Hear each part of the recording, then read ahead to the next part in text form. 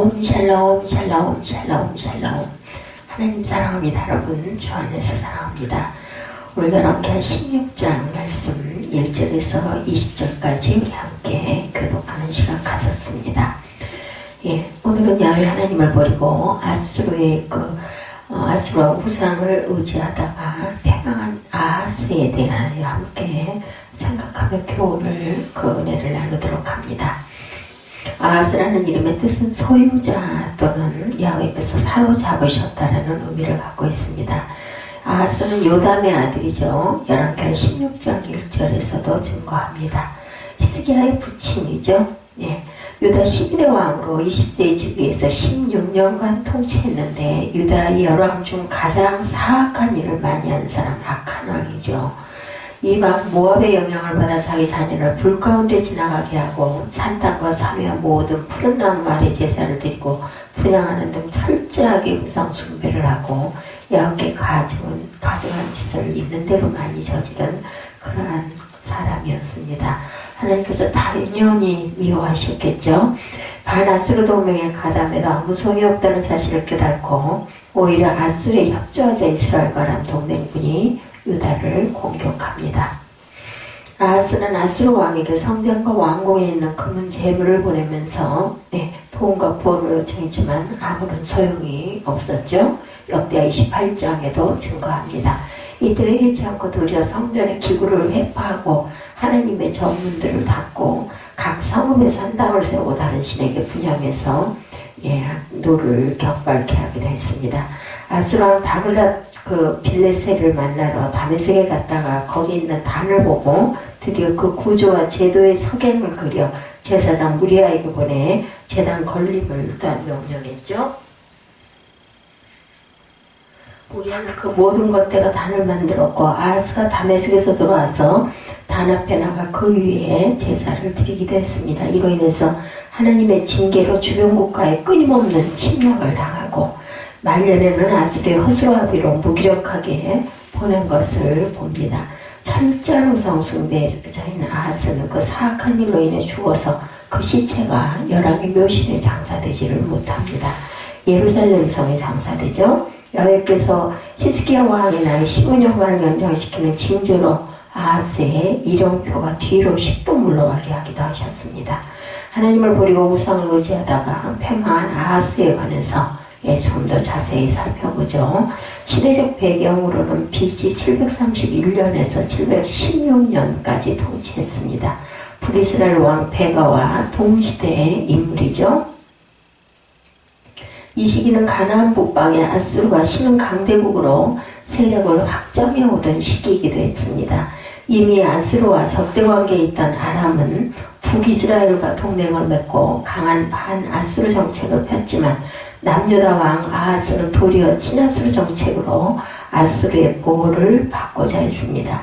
이 결과 남유다는 북이스라엘과 강한 적대적 관계가 되었죠. 또 아수르의 우상과 문물들의 영향을 많이 받게 됩니다. 아하스의 성품을 살펴봅니다. 첫 번째로 아들을 제물로 바치고 성전 기구를 회파한 것으로 보아서 사악하고 그 이교의 사로잡힌 자다. 역대하 28장에 증거합니다. 그리고 이사야 예언을 듣고도 하나님의 은혜와 능력을 거부합니다. 아수르를 의지할 만큼 얘는 하나님보다 자기 생각을 앞세운 자이기도 했다.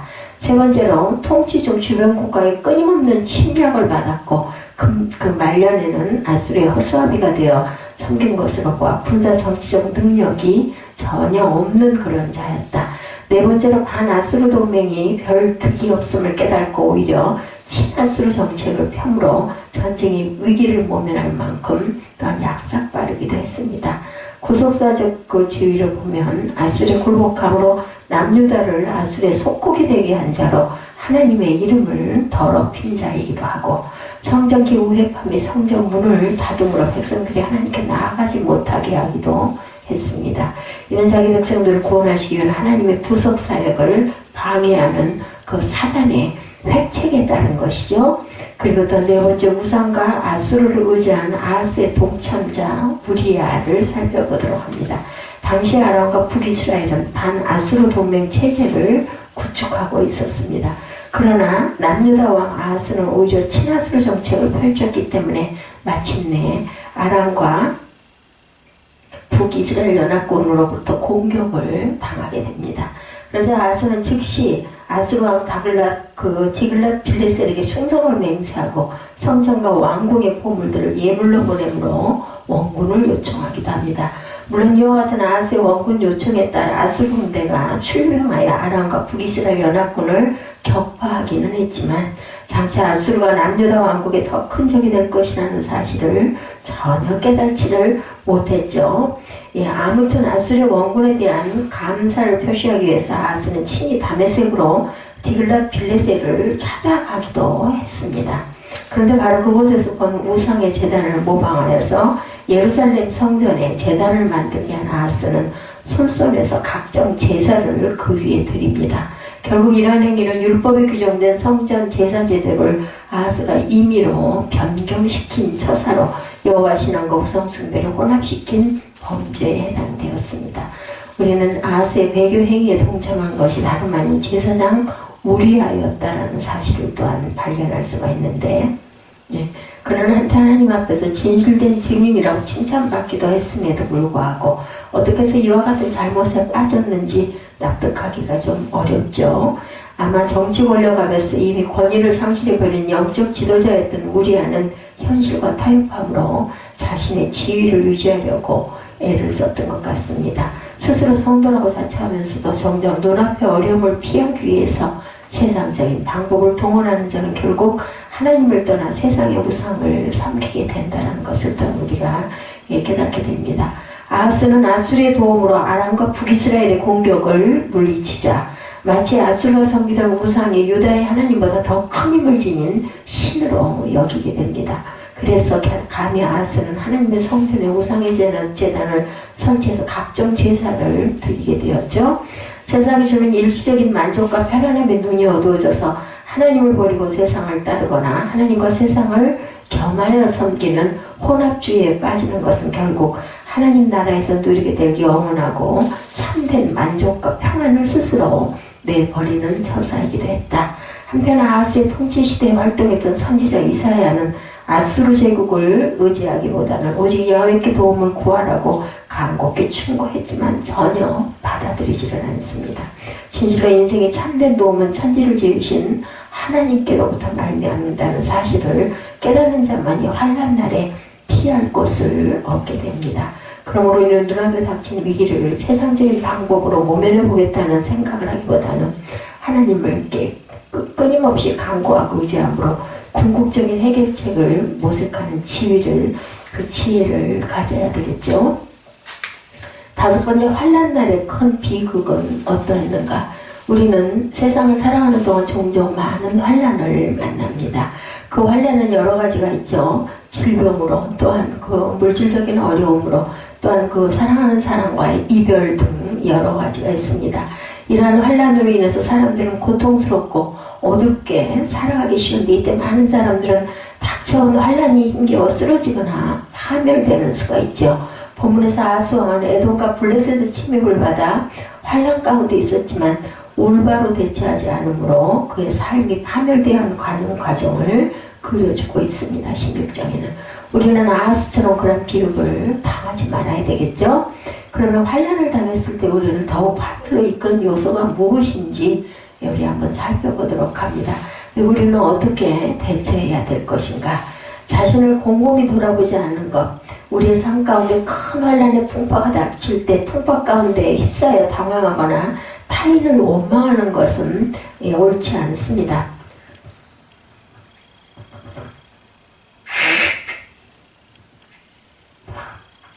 우리는 종종 예기치 않았던 많은 고난을 당하는데 그때는 먼저 하나님 앞에 나아가서 자신을 돌아봐야 된다. 왜냐하면 하나님께서 나에게 이 고통을 왜 주시는지 그 이유가 있기 때문이다. 이유 없는 고통은 없죠. 그 이유는 바로 나 자신일 경우가 너무나 많다. 내 자신의 문제. 하나님은 환경을 통해 나를 교훈하시기도 하고, 그리고 또 환난 때는 나 자신을 곰곰이 돌아보라고 또한 기다려주시기도 합니다. 우리는 종종 모든 고난과 고통 뒤에 섭리하신 하나님의 손길은 보지 못하고 나를 고통스럽게 하는 환경, 나를 찌르는 문제, 그리고 또한 그런 사람만 바라봅니다. 그러므로 하나님 앞에 낮아져 회개하기보다는 원망하고 불평하고 미워하고 낭망하고 좌절하기도 하죠. 그런 고통이 있을 때 우리는 내가 왜 이렇게 되었는지를 돌아볼 줄 알아야 되겠다. 그리고 하나님께서 나에게 무엇을 깨닫게 하려고 하시는지 이것을 생각해 봐야 되겠죠. 본문에서 아스는 큰 환난과 풍파 가운데 하나님 앞에서 자신을 곰곰이 돌아보지 않으므로 하나님의 노를 더욱 격발하게 합니다. 25절에 보면. 그러나 우리가 잘 아는 다윗 왕은 큰 고통의 시기 하나님 앞에서 자신을 바라보므로 겸비할 수가 있었다. 환난 때는 자신을 곰곰이 돌아보는 지혜가 필요하죠. 그리고 또한 회개하지 않는 것이 문제입니다. 환난 때 내가 낮아져 하나님 앞에 회개하는 것은 하나님의 자비와 은총을 얻는 길이지만 원망과 불평과 그 미움과 또한 분노를 가지고 있으면 회개하지 못하는 사람들에게는 큰 비극이 일어납니다. 사람은 때로 자신을 잘 알지 못하기 때문에 더 큰 환난을 초래하기도 한다. 이것은 자신의 죄 때문에 고난당하는 것을 모르고 하나님께서 징계의 채찍과 회초리를 사용하시는 사람들이나 환경만 바라보고 환난에 대처하려 하다가 더 큰 환난과 고통의 소용돌이 속에 빠져버리기 때문입니다. 우리는 환난이나 고통에 대일수록 하나님만 바라보고 자신의 죄에 대해 회개하는 겸비한 태도를 가져야 되겠습니다. 본문의 아하스 왕은 자신의 죄악으로 인해서 그토록 큰 징계와 고통을 연속적으로 당하는데 하나님 앞에 회개할 줄을 모르죠. 이는 점점 더 큰 죄를 범하다가 야훼 노를 끝까지 격발시켜서 결국은 죽게 되는 그러한 그 모습을 우리가 보게 됩니다. 본문의 아하스 왕은 자신의 죄악을 그토록 큰 징계와 고통의 연속으로 당하는데도 회개할 줄 몰랐죠. 우리에게 귀한 거울이 되어서 아하스처럼 되지 말아야 되겠다. 그런 생각을 해봐야 되겠죠. 우리는 무엇보다 먼저 하나님 앞에 나가 무릎을 꿇고 회개할 때 하나님께서 금율의 손길을 뻗치신다라는 것. 기도하지 않았다라는 게 또한 문제입니다. 환난 날에는 인간과 의논하거나 인간의 도움을 요청하기 전에 먼저 하나님께 기도해야 되겠다. 시편 107편은 이 사실을 교훈합니다. 특히 36절에서 43절에는 각기 다른 종류의 환난 가운데 빠진 사람들의 모습이 시편에는 보이죠. 이들의 공통점은 다 고통 가운데 있었다는 것, 그 가운데서도 하나님께 부르짖어 기도했다는 것이 공통점입니다. 그리고 하나님께서는 이들의 기도에 응답해서 그들을 위기 상황에서 건져주셨다고 증거합니다. 이는 어떤 고통 가운데 있든지 먼저 기도하라는 말씀이죠.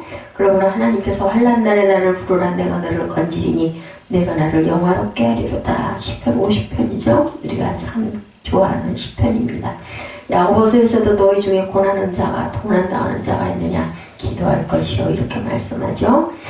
또한 아하스 왕은 자신의 큰 죄로 인해 하나님의 진노를 받고 큰 환난을 당하는데도 하나님께 기도하지 않고 도리어 다메섹의 우상들을 의지해서 결과는 패망을 가져오게 됩니다. 따라서 환난 날에는 오직 야훼께 기도해야 된다. 그리할 때 야훼께서 피할 길을 주시고 새 힘도 주신다라는 거죠.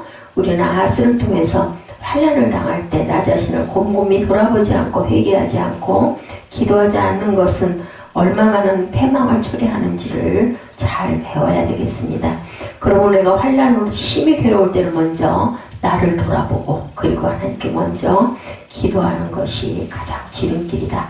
우상숭배로 패망한 아하스가 우리에게 주는 교훈을 한번 정리해 보도록 하죠.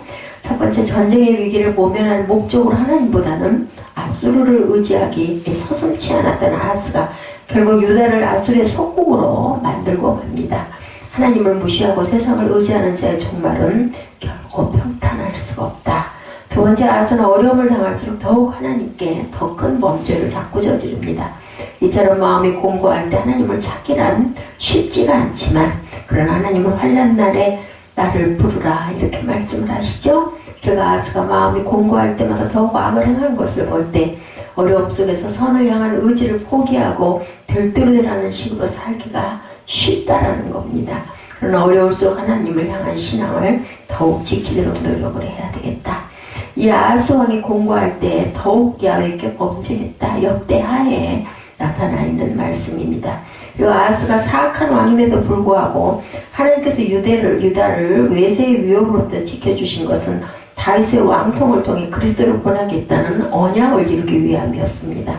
네 번째, 아하스는 이방신을 섬기고 아들을 제물로 바치는 가증한 일을 행하는 등 하나님을 떠나 있을 때 하나님께서는 아람과 에브라임을 들어 유다를 징벌하십니다. 역대하 28장에 나타나죠. 이는 야훼를 섬기할 성도가 세상의 것을 쫓을 때 하나님께서는 세상의 악한 것을 들어서라도 성도를 치심으로 교훈을 한다는 걸 잊지 말아야 되겠다. 다섯 번째, 유다를 침입한 이스라엘군 유다 백성들을 포로로 노략화할 때 하나님께서는 오뎃을 들어 이스라엘을 책망케 하시고 에브라임 두목을 들어 유다 백성들을 노임받게도 하셨습니다. 이는 아하스의 통치하에 유다 백성이 수많은 죄악에도 불구하고 그들이 거룩한 하나님의 백성이기 때문에 아무도 임의대로 다루지 못하게 하신 하나님의 구속사역에 기인한 것이다. 이것을 보았을 때 우리가 하나님의 자녀임의 거룩한 백성이라는 사실을 우리는 얼마나 담대하게 하는지 모릅니다. 이 세상에 어떤 권세든지 심지어 사탄도 하나님의 보호 아래서 우리를 빼앗아갈 수는 없다는 거죠. 로마서 8장에 증가합니다. 유다가 연합군의 침입으로 어려움에 처하게 되자 아하스는 야훼께 의지하기보다는 아술의 도움을 요청하므로 남국을 타개해 보려고 합니다. 그러나 도움이 될 줄 알았던 아수르는 도리어 유다를 점령해서 막대한 공물을 요구하는 등 유다를 더 비참한 지경에 이르도록 한 것이 역대하에 나타납니다. 마찬가지로 성도가 현실적인 어려움을 벗어나기 위해서 세상 권력이나 방법을 의지할 때 도리어 이 세상의 악의 올무에 빠지게 된다는 걸 절대로 잊어버리지 말아야 되겠다. 일곱 번째, 아람과 에브라임의 동맹 침입 소식을 듣고 아하스는 선지자 이사야의 충고를 거절하고 인간적인 방법으로 아술의 도움을 의지하다가 비참한 지경에 이른 것을 보게 됩니다. 이는 하나님의 말씀을 가진 지혜로운 자의 충고를 멸시하는 자는 스스로 멸망을 재촉하는 어리석은 자임을 교훈하죠. 여덟 번째, 아하스는 경건한 부친 요담과 모친 스가랴사에 태어났으나 광적인 우상숭배, 그가 한 일을 저질렀다는 사실에서 신앙은 결코 외적 환경보다는 자신과 하나님과의 개인적 관계라는 것, 그리고 국가 지도자의 타락은 자신뿐만 아니라 국민들에게 비참한 결과를 가져오게 된다는 것을 볼 수가 있죠. 부전자전의 예외로 선한 왕 요담의 본을 쫓아 선한 길로 가지 않고 악한 길로 치달은 아하스는 이스라엘 전체에 악영향을 끼친 걸 봅니다. 요담으로서는 자녀 교육에 실패한 결과가 전 국가에 해를 끼치게 한 거죠. 여기서 자녀 교육의 중요성을 우리가 보게 되는데, 선조들이 섬겨온 하나님을 섬기는 대신 이방신을 섬긴 아하스에게서 우리는 바로 우리 자신의 모습은 어떠한가 돌이켜 비춰봐야 되겠죠. 현대 과학이 가져다준 합리적 사고, 그 편안한 편리 위주의 생활 습관은 진리를 보수적이고 고리타분한 옛 풍습으로 생각하고 비신일을 합리적이고 현대적인 진리로 착각하게 만들기도 합니다. 행여 우리의 사고와 생활을 혼탁하게 어지럽혀 있지 않은지 반성해 봐야 되겠죠. 열 번째로 다글랏 빌레셀과의 동맹은 근본적으로 우호적인 협정이 되지 못했습니다. 아하스에게 전혀 좋은 영향을 미치지 못하고 오히려 핍박을 한 것을 볼 수 있죠. 세상의 도움은 믿을 것이 못된다. 믿을 만한 분은 오로지 하나님 한 분이시죠. 11번째로 영적 지도자는 어떤 위험에도 굴하지 말고 하나님의 진리를 따라가며 다른 사람들 하나님께서 기뻐하시는 삶 가운데 이끌 줄 알아야 되겠다.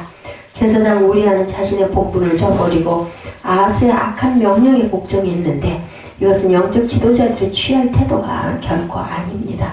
비록 자신에게 아무리 큰 불이익과 손실이 가해진다 할지라도 일진상의 유익을 도모하기보다는 하나님의 뜻에 부합하는 삶을 추구하는 자세가 바로 우리에게 꼭 필요한 자세라는 거죠. 그래서 세상의 죄악과 결코 타협하지 말고 도리어 빛과 소금으로의 사명을 다해서 세상의 불의를 지적하고 단호히 책망하는 것이 우리가 취해야 할 태도다. 불신앙으로 나아가 적극적으로 우상을 섬긴 아하스, 그는 이제 나라의 승패도 하나님을 의지하는 것이 아니라 이방 왕을 의지하고 야훼 성전에서 쓰는 기후들까지 모두 다 내주게 되죠. 참으로 안타까운 불신앙의 모습입니다. 우상을 의지하다가 패망한 아하스를 거울 삼아서 우리가 이렇게 되지 아니하도록 오늘도 자신을 살피며 주의 은혜를 구해야 되겠습니다. 지금까지도 지켜주신 하나님의 은혜를 감사하고 이후로도 함께 하나님을 믿으실 때 우리의 마음에 참 평안이 오겠죠? 우리 모두 세상, 우상, 또한 재물, 사람을 의지하지 말고 하나님을 의지하는 저와 여러분 되시기를 주의 이름으로 축복합니다. 기도하시겠습니다.